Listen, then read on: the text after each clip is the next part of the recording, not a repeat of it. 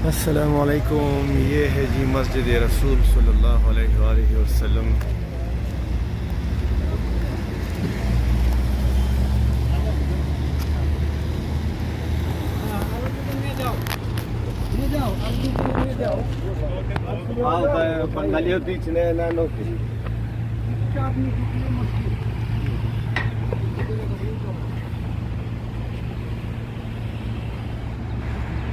चला आया।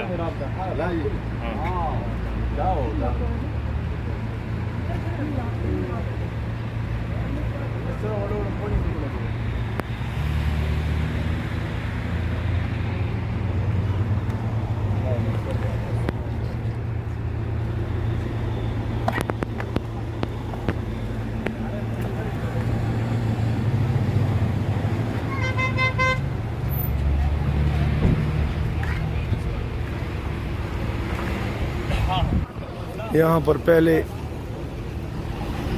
2 रकात नफल के लिए लोग छोड़ते थे ना, तो फिर वो किसी ने वो पत्थर छुड़ाई जहाँ पर नबी सल्लल्लाहु अलैहि वसल्लम बैठते थे। फिर अभी उसने हुकूमत ने सारा कुछ बंद किया हुआ है। बाहर से देखोगे बस।